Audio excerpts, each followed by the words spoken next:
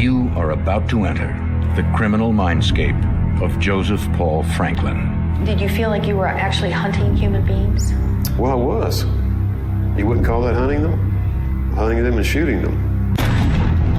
On a mission to start a race war in America, Franklin ruthlessly murders 20 people. We're asking him to open up and talk about who he is, his crimes, why he did what he did. The only thing we can tell you at this time that we're positive of is that there have been 2 people shot here at this location. Larry Flint, the publisher of Hustler magazine. He and his lawyer were walking down the sidewalk when somebody on the street opened fire. His methods vary, making him nearly impossible to catch. We know that they were shot by a sniper. The rifle is a high-powered rifle with a scope on it. Remember the 2 teenage boys in Cincinnati that you shot? Mm-hmm. You could see that they were young. The well-known Klans leader said, when I go out to kill rattlesnakes, I don't make any difference between little rattlesnakes and big rattlesnakes because I know the little ones will grow up and bite me when they get big. So I looked at blacks the same way. I totally understand that he will be in control of this interview, and that is the way I'm planning it. Now, a veteran FBI profiler enters death row and steps into the criminal mindscape.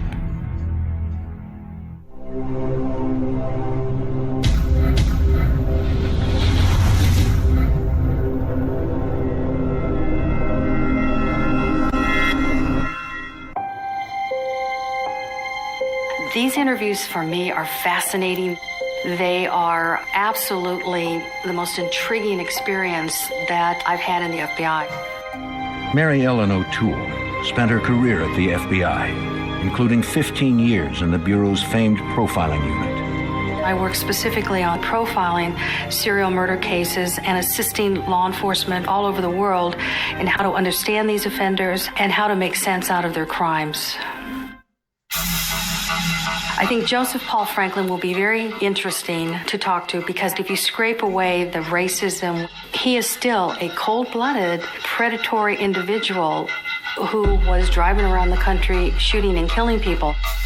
And so to say that that's the reason that he killed is very difficult for me to accept.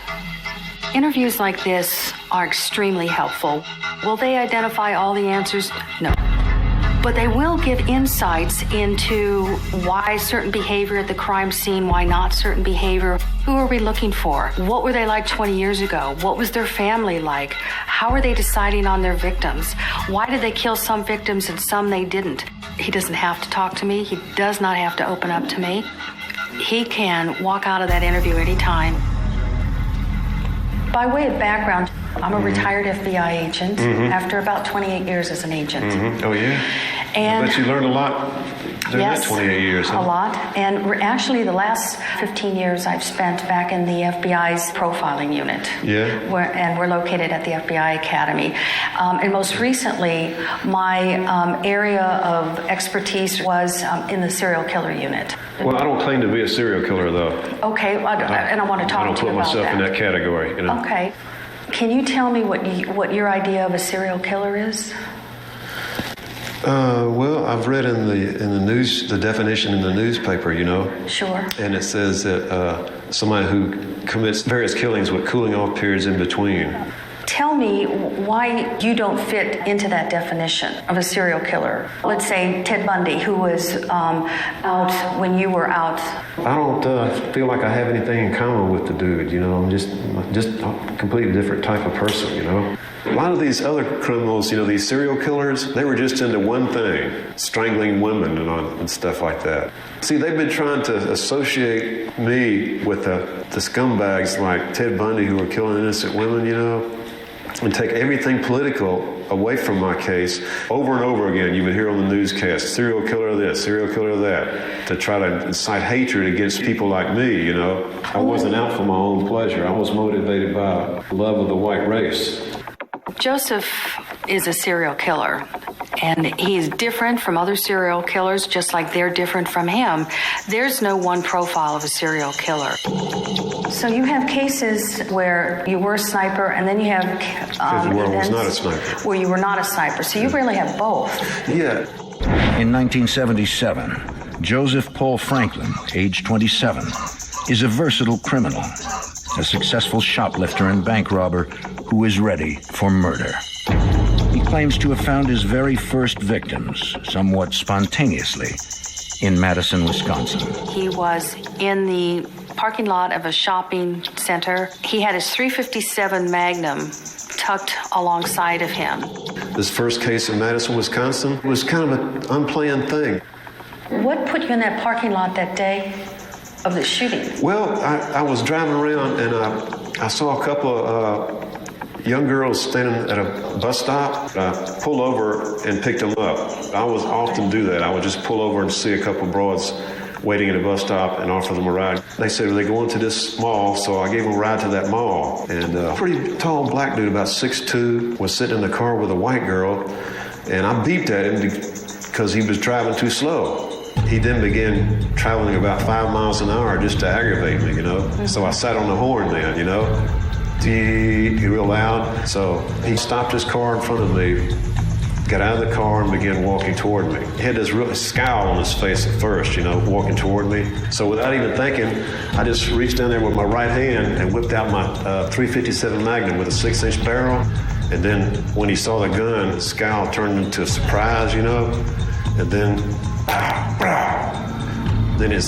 he just closed his eye like that and just keeled over. That was a very risky thing for you to do. Yeah. There you were in a shopping center, and right, it was daylight, and there was a whole bunch of people. Why did you shoot the woman in the car? I figured, well, I'm against interracial couples. She was one half of an interracial couple, you know. I thought, well, I might as well get both of them because I'm going to probably get caught for this. So I shot her and sped out of the parking lot. Man, I was burning rubber, man, you know, trying to get out of there. And luckily, there was a whole bunch of lights all in front of this mall, you know. And every single one of them turned green for me. I got on the interstate and took off and got out of Madison, Wisconsin. It's pretty amazing that that's the first time that you committed murder. Mm-hmm. That's a pretty cold-blooded thing to do to a complete stranger. Yeah. Joseph identifies a first murder, which is a double murder at point-blank range. Joseph has very good recall of that incident, broad daylight, in a parking lot of a shopping center. My question is that in fact the first incident, or is that the first one that he wants to talk about? What were you feeling at the time you pulled that trigger? Fear, you know. I figured if I get into a fight with that guy, I'll be arrested for all this bank money I got in the trunk. I just hit the bank in Columbus a few days earlier, you know. He had a very difficult time describing his own internal feelings. He could say what he was thinking, but he could not articulate or describe how he was feeling. I don't know. I guess it's kind of like, you know, you see this stuff going on TV a lot, you know, and it seems to desensitize you. Maybe that was it. I did not do an official assessment of Joseph as to whether or not he was a psychopath, but it's my opinion that he does show traits of psychopathy. This underlying personality disorder known as psychopathy does seem to be present in most serial killers. It's difficult for people who do have traits of psychopathy to identify feelings because they don't feel the same way that regular people feel. Coming up. Did you feel like you were actually hunting human beings? Well, I was. You know, it's the way people would sit down there and wait for wild game, I guess. Before launching his career as a serial killer, Joseph Paul Franklin was a deeply troubled young man, searching for identity and belonging, first among evangelical Christians, then with right-wing extremists. During the early 70s, you kind of see a metamorphosis with Franklin. He begins to associate with the Nazi Party. He begins to associate with the Ku Klux Klan. And then you see a little bit of the trial and errors of his criminal behavior. You became, for a brief time, a member of the American Nazi Party and even the Ku Klux Klan. I was involved with the party, and then that was in 1973. You weren't a member very long. Just a year for that one, yeah. I didn't stick with any of them. A lot of them were just filled with FBI informants and people just, always trying to get information from you. But how did these groups think about you? I mean, you weren't there for a very long time. Were they too conservative for you? They were mostly weren't doing anything, Most of them were into talking.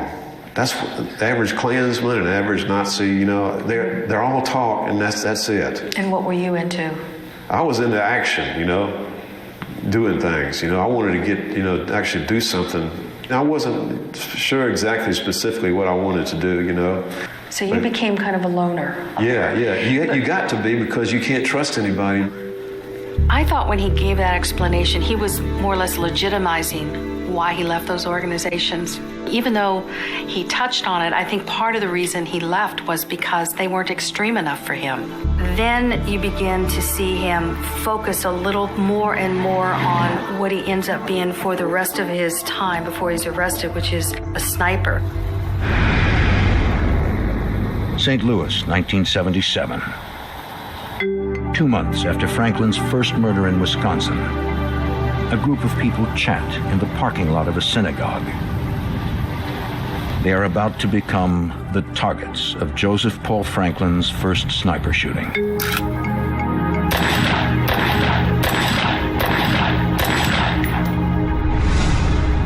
There was a total of 5 shots. One shot struck a man in the chest, which killed him. Police that are arriving on the scene didn't know where it was coming from. Everything we can tell you at this time that we're positive of is that we have the weapon, the rest post, and we have 5 spent cartridges, which is right up there at that telephone pole. It appears to be someone planned to come here and do just this. This was not an impulsive act whatsoever. This was an act that required planning, lots of patience. He chose this location. It had all the features that he was looking for or that he needed to set up his rifle, to give him an escape route, and to be able to sit there for 2 hours, laying in wait for his perfect victim. The victim is almost the last thing he decides to do before he commits the homicide. For his first sniper killing, Franklin boldly leaves the murder weapon behind, having removed both his fingerprints and the serial number from the rifle. Though St. Louis police eventually traced the gun back to Texas, it would never lead them to Franklin. Being a sniper is a very unusual type of serial killer. You choose the place that you're going to shoot. You're kind of off, so it minimizes any contact whatsoever with people you're going to shoot. And I'm wondering, what is it like when you're laying there getting ready to have a person walk in front of your sights? The way people will sit down there and wait for wild game, I guess it's the same, hunters who, find a tree stand or something, it's a similar situation, I guess. Just sit there and wait until the target appears and shoot. I would just stake out an area, find a good place to hide, bushes or just a vacant yard as long as it was dark, And I knew that I could see them, but they couldn't see me. You go over everything, every little step you'll take, so that when you do get all your adrenaline going, you can just follow the plan that you already had in mind. You don't have to worry about getting so scared that you can't even move, Did you feel like you were actually hunting human beings? Well, I was. You wouldn't call that hunting them? I would. Hunting them and shooting them. Well, a lot of people in the military do the same thing all the time. Kill people they don't even know. Some of the heroes of this country were the same way, but they killed the enemy soldiers, so they're not looked down, despised by the society, whereas people like me are. Some people are just born homicidal, is what I'm saying, and believe it or not, you'll find a lot of people in the Bible who fit into that category who are prophets of God. Look at all the Philistines Samson killed. He's implying, how can you judge me for doing the same thing that people in the Bible have done and heroes in Vietnam have done and soldiers in Iraq have had to do? As though he's saying, I had to do this. This was a good thing. I mean, it may sound bad, but it's a good thing and I had to do it. So don't judge me on the basis of my actions, because I'm not that different from people in the Bible. I'm not that different from heroes in Vietnam and in the Iraq War. coming up. Blacks all over the country would be afraid to walk down the street. I would be terrorizing the entire United States. Just one man. What a sense of power.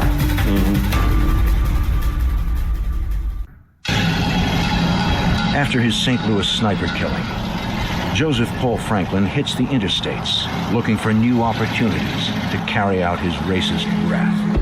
From 1977 to 1979, he commits similar shootings in Virginia, Tennessee, and Oklahoma. You begin to see this really what I would call very mission-oriented serial killer who's killing a lot, he's driving around a lot. He seems to have perfected the method of his killing. In addition to blacks and Jews, Franklin sets his sights on an infamous magazine publisher who dared to print pictures of an interracial couple. Larry Flint, the publisher of Hustler magazine, he and his lawyer were walking down the sidewalk when somebody on the street opened fire, shooting Flint in the stomach and his lawyer in the side, and then escaped. Both are in critical condition. To Franklin's frustration, neither the police nor the media recognize that one person is behind this shooting, the one in St. Louis, and those in other cities. These would have been very difficult crimes to link. There's such a limited amount of evidence at those crime scenes. There's no interaction with the victim, so the detective has very, very little to go on. By 1980, Franklin finds a strategy he thinks will demand law enforcement's full attention. So what did you decide to do in 1980?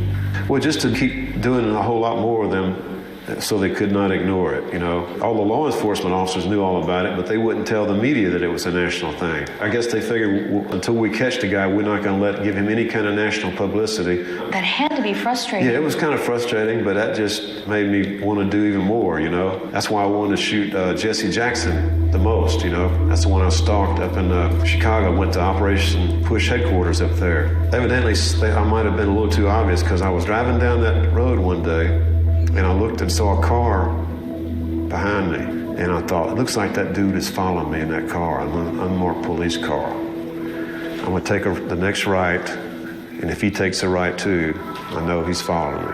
So I took the next right, and sure enough, he took a right too and kept on going. I thought, somebody's tailing me here, I better get out of town, you know? The paranoia, really, in a way, is very justified because he knows that he has shot and killed people all over the United States.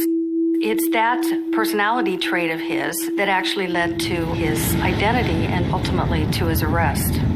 After Franklin's plan to shoot Jesse Jackson fails, he stumbles upon another high-profile target, civil rights leader Vernon Jordan. So I left Chicago at that time, headed toward Indiana, and I stopped in Fort Wayne that night, and just happened to hear on the news that Vernon Jordan was speaking at the Marriott Motel at such and such time. I thought, well, if he's speaking at the motel, he's probably staying at the motel. So I called the motel up from my motel room. I said, could you tell me what room number Vernon Jordan is in? You know, she said, sir, that's against policy. I can't do that. We're not supposed to do that. Somehow I was able to convince her to give me the room number. So that's all it took. I was able to set up an ambush outside by the interstate, you know. That's how that went down. Vernon Jordan is said to be in very serious, but at least stable condition at a Fort Wayne, Indiana hospital this morning, while local and federal officials are trying to find out who shot him and why. He talks about going after high-profile targets like Mr. Jordan and Larry Flint, and actually stalking them, getting up close to where they were staying and where they were at the time, which really is very stupid, because when you go after people who are famous, you're going to unleash law enforcement from all over the country. Was there something that triggered it, that happened to you, or what did you decide that I need to kill somebody? I was actually trying to get a race war started. That was my goal, commit enough racial incidents all over the country to get the blacks all stirred up, you know, and they would start killing whites, and then the whites would then get angry and retaliate for that, and it would go back and forth until a full-scale race war was going on. Joseph wanted blacks and Jews to fear that anywhere they went, they could be gunned down. That is such a grandiose scheme, and it's unrealistic. And having unrealistic goals is consistent with people who manifest traits of psychopathy. In fact, that's one of the traits of that disorder, is that they have unrealistic goals. That never would have happened. And yet, he believes that he was capable of being able to accomplish that. I guess if I would have been able to do it long enough, they would have had to give me national publicity. Blacks all over the country, interracial couples, would be afraid to walk out on the street. I would be terrorizing the entire United States. Just one man. What a sense of power. Yeah. They didn't want to freak out the blacks all over the country. That's why they wouldn't give me all that national publicity. Wow, that must have made you feel pretty important. No, I wasn't really important. It was just the acts I was trying to do. My goal was to get the race war started, But you weren't successful. No, I wasn't successful in that. No, I got caught after the Salt Lake City shootings 3 years later, I think underpinning a lot of his criminal behavior was this need for attention, this need to get credit for these crimes. It's what we call need-driven behavior. And his need-driven behavior was law enforcement recognizing that one person, and one person alone, was capable of creating chaos and fear in the United States. Coming up. Remember the 2 teenage boys in Cincinnati that you shot? Mm-hmm. You could see that they were young. Yeah, I was trying to ratchet up the violence. In 1977, serial sniper Joseph Paul Franklin begins wandering the country shooting people he calls enemies of the white race. His victims are chosen at random, except for 2. Civil rights leader Vernon Jordan and Hustler magazine publisher Larry Flynt, who are targeted for their high-profile work. By 1980, Franklin, feeling that his crimes are not getting the attention they deserve, escalates his violence. A serial sniper is a tough offender to understand. He decides who will be in his sights. He realizes that that person's life rests in his hands. So the ultimate thrill and sense of power and control over another human being has to be considered as part of the motivation for being a serial sniper. It appears that Franklin also decides to expand his target list to include children. On June 8, 1980, the sniper unleashes his pain on Cincinnati, Ohio.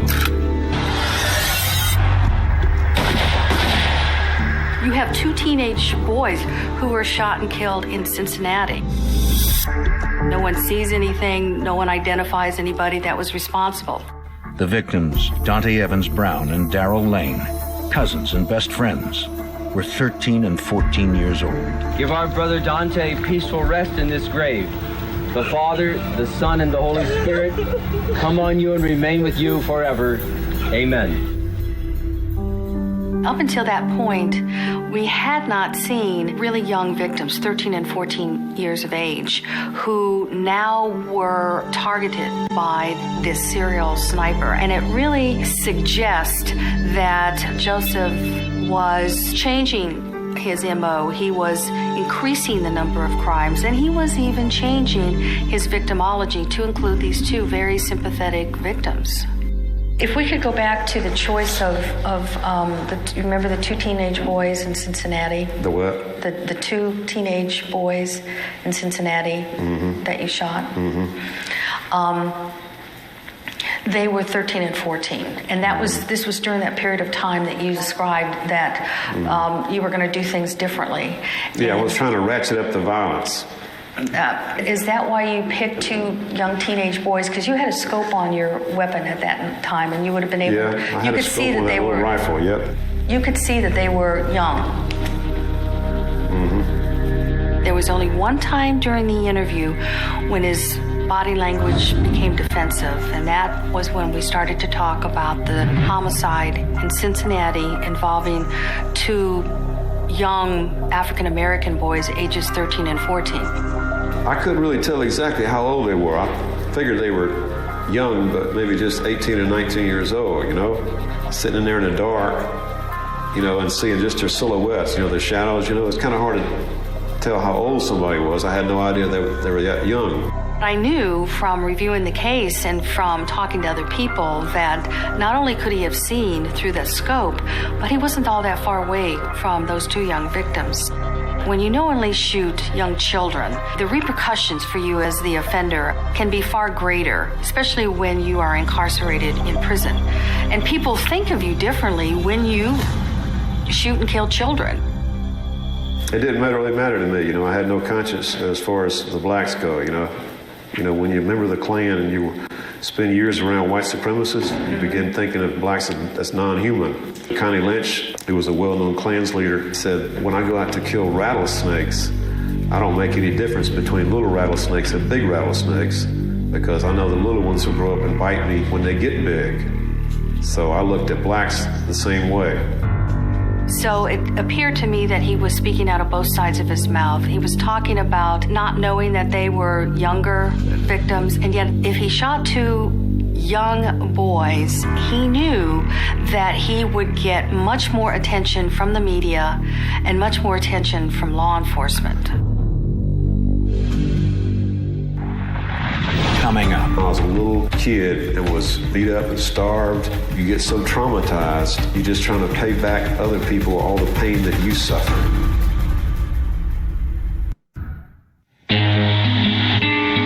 In the summer of 1980, an unusual type of serial killer, a racist sniper, roams the U.S. looking for targets.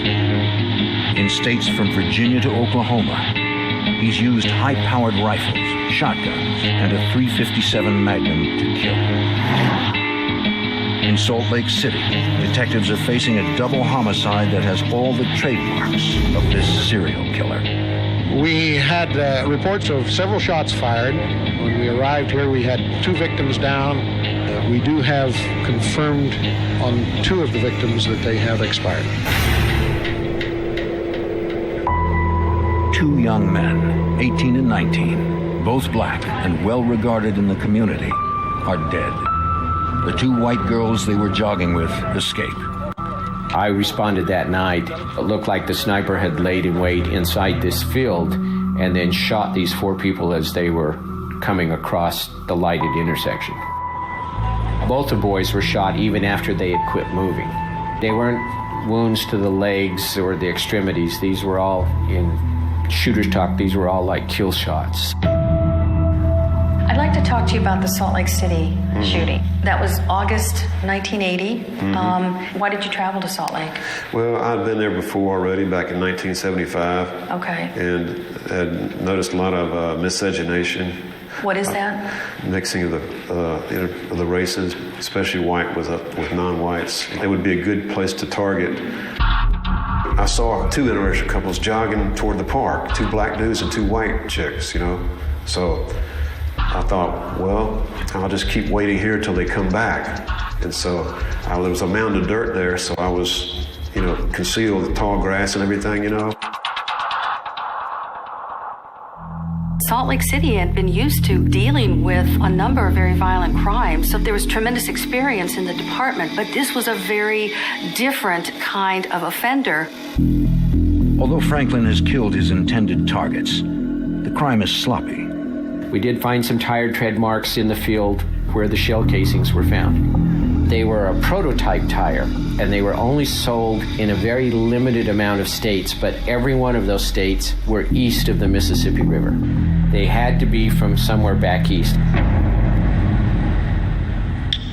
It's not long before witnesses come forward and describe seeing a dark-colored Camaro parked in the field near the sniper's position. We found a man who was walking by about a week later, and he actually saw the Camaro, and he gave us a very good description of the car. Soon, a local prostitute confirms that she's done business with a man who drove a similar car. He didn't want to trick in the car, so he says, we'll go to my motel room. She thought he was from the South because he had a Southern accent, but she couldn't remember where in the South. What made it interesting to me is she mentioned that she saw some handguns and rifles in his room. Then he told her that he was a hitman for the Ku Klux Klan. The witness is able to help police put together a composite of the suspect. When we knew that there had been other killings back east, and we now knew that this guy was from that area, I think from the composites alone, we're pretty much convinced that we were on the right road. The registration card from the motel also lists the Camaro's license plate number and the name of its driver. While the information is phony, Salt Lake City police soon discover a trail of similar aliases in motels across the region. So from the 9th of August to August 20th, we could place him in, I think, 7 or 8 different motels. We never found him after August 20th, which was the night of our shooting. It's like he just disappeared off the face of the earth. But Salt Lake City police catch a break when one astute motel owner writes down the Camaro's real license plate number. A month later, this information pays off.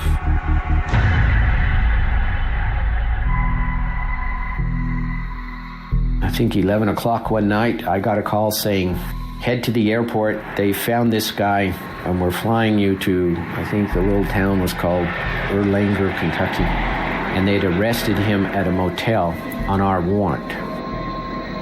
In an odd turn of events, police in Boone County, Kentucky, while arresting a burglar at a local motel, encounter an angry and paranoid man in the room next door. They check his identification, they check his vehicle, and they realize that his vehicle parked in the parking lot is a vehicle that is wanted by the Salt Lake City Police Department in a double homicide. Finding 2 high-powered rifles and handguns in the man's room, police take him in for questioning. So law enforcement in Kentucky didn't realize when they brought him into the interview room really who they had. They didn't know how many homicides that he had committed and how committed he was to not being apprehended. And it wasn't until they got him into the station and then they started talking about Salt Lake City and shootings, I think then that's where he got worried and he manufactured his escape and he took off. During a break in the interview, Franklin escapes out an open window and disappears. One of America's deadliest serial killers is back on the street. But now, police have his real name. On September 25th, 1980, Joseph Paul Franklin, age 30, is now the object of a nationwide manhunt. 1 month later, the FBI, aware that Franklin regularly sells his blood, catches him at a blood bank near Tampa, Florida. Franklin proclaims his innocence while proudly admitting his racist views. Do you have white racist views? Oh, definitely, yeah. Well, how do you feel about blacks? I'm against race mixing and communism. His denials don't last. In the coming years, Franklin confesses to numerous murders. For the sniper killing at the St. Louis synagogue, Franklin is sentenced to death. Mr. Franklin has said that his motivation was to eliminate what he referred to as ugly people from the community. In my opinion, that is an explanation that he thinks would give him more credibility. But as far as what caused him to become a serial killer, I think that was an excuse. So how did you, Joseph, evolve to the point where you could do something that seems so cold-blooded? You get so traumatized that you're just trying to pay back other people all the pain that you suffered. That's what happened to me from the time I was a little kid and was yelled at all day long and beat up and starved.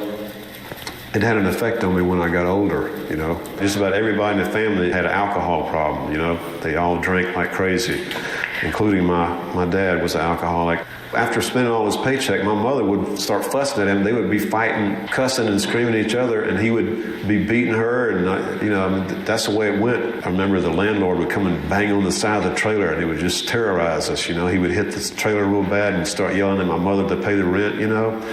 And she had no money because my father would take all the money and spend it for alcohol.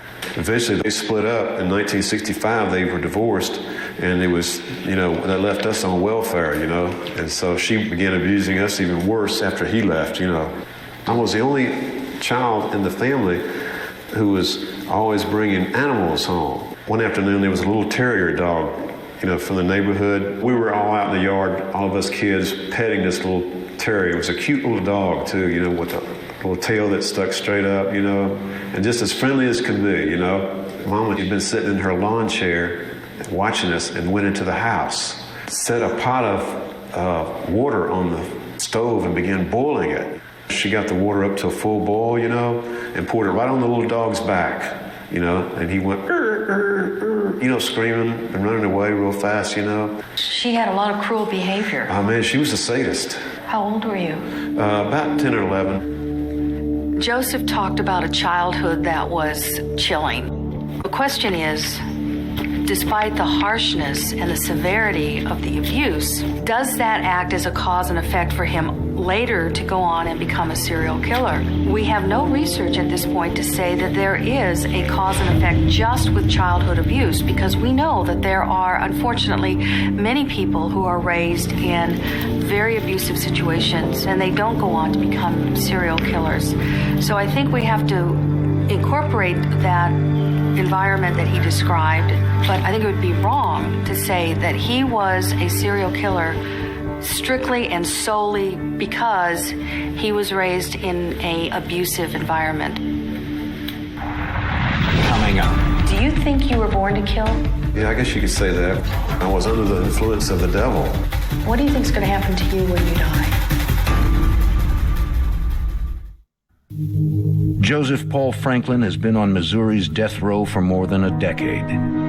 Extreme hatred and what appears to be an utter lack of conscience drove him to kill some 20 people and injure many others. How do I feel about someone like Joseph? Do I pity him? I mean, what are my feelings towards him? I feel that it's important that we understand how he developed, to be able to go back and say, was it possible early on to prevent this? Was it possible to do something that would have changed the course of history? Your first thoughts of killing somebody, how old do you think you were? About 17 years old, I think. When I would watch all these Westerns on TV, I guess I would see people wanting them to get shot. Here he was, watching TV, watching Westerns, lots of shootouts. He particularly enjoyed when the bad guy was successful. In the late 50s and during the 60s, the era of Vietnam, John Kennedy was assassinated by a sniper. Charles Whitman was a particularly successful sniper at the University of Texas in 1966. But it was a period of time of a lot of violence that didn't make any sense. So you have to wonder about the impact of some of the events of that period and what role they played in him and his decision to ultimately become a serial sniper. Was there a point in time where something could have been done to put you on a different course? Was there some kind of intervention that could have happened? If I had some people to teach me and encourage me to go to school and get an education when I was little, my life would have turned out a whole lot differently, Do you think you still would have become a serial sniper? I don't think I would have, no. I wouldn't have built up all that hatred over the years, It's a thing that everybody does. When they get hurt, they want to pass that pain on. I just kept getting angry, Do you think you were born to kill? Yeah, I guess you could say that. Some people are just born with a streak that they can do something like that. There's other people, I guess if the same thing had happened, they wouldn't have done anything, Joseph referred to himself in previous interviews as a natural-born killer, and I asked him about that, and he agreed that that was a possibility for him. Again, almost a recognition that in spite of this environment that he described as abusive, he still was a natural-born killer. And the research up to this point seems to suggest that there seems to be some part of it that is hardwired. In other words, genetic link to this personality disorder. Do you think there was a part of you that at that time enjoyed the killing? I wouldn't say enjoyed it. It's just something I felt I had to do. There was nobody else doing it, so I figured I had to do it. How did you feel once you finished the shooting? I was just glad to get away. Was it sexually arousing when you were pulling the trigger? Not at all, no. Had you had violent sexual fantasies? What do you mean by violent sexual fantasy? Violence and sex are involved in your fantasies.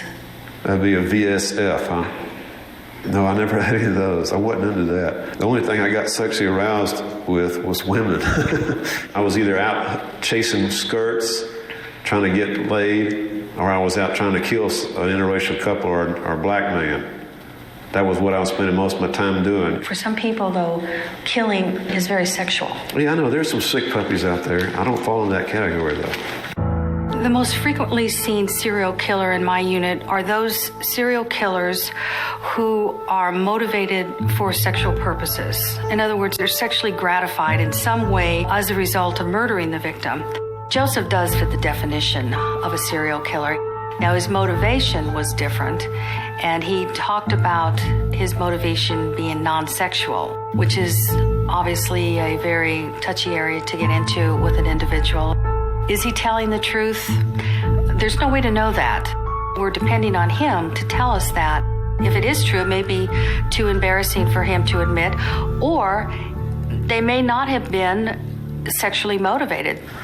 And as we close, let me ask you this. How do you feel about the people that you killed? I feel sorry for them. I regret having done that, you know. What does regret feel like to Joseph Paul Franklin? Well, in other words, I just wished I had not done it, you know. I feel sorry for the people, you know. It was really wrong for me to do that. I think like most serial killers, Joseph knows right from wrong. He talked about regret, but whether or not that was a sincere, remorseful regret, I can only tell you what my opinion was based on my experience with these types of offenders. And I did not walk away with the sense that he had those feelings of remorse and guilt. I was under the influence of the devil, to be quite honest. I know that sounds, you know, I'm not trying to say the devil made me do it, but the devil does put thoughts in people's minds. That is a fact. At the time when Martin Luther King and Robert Kennedy were both assassinated the same year, and the party carried an article that was titled "Two Enemies of the White Race Die." That's the kind of stuff I was feeding my mind for years and years. That's why I began thinking of blacks as nothing but subhumans who go around and commit nothing but rapes and raping white women and killing. I know that's just a criminal element now. There's a lot of hardworking blacks who don't do that stuff, you know. You mentioned heaven and hell, and the Bible mentions those, and so does the Quran. What do you think is going to happen to you when you die? Well, I'm trusting in Jehovah's mercy, you know, trusting in God's mercy. I think Joseph lives in the here and now. I think he lives for the present moment. I think he's obviously cognizant or aware that he has the death penalty hanging over his head. But there also may be a part of him that thinks that something may happen ultimately and he won't be executed. Many serial killers who are psychopaths are very optimistic in terms of their future. Thank you very much. Joseph was hardly a disappointment.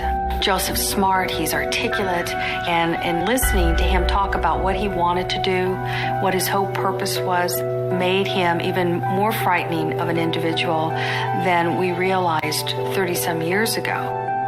I think that he was absolutely a very, very dangerous serial killer, set apart from many of the other ones that we saw then and that we see today.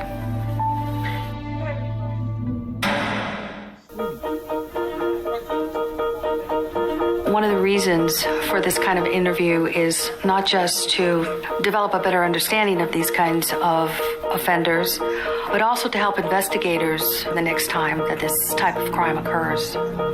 Joseph Paul Franklin will not be our last serial sniper. And we know that because we had the Beltway snipers right after 9/11. A lot of the information that Joseph talked about is information that we can take into not only prepare the investigation, but to also help prepare for the interview with the next serial sniper.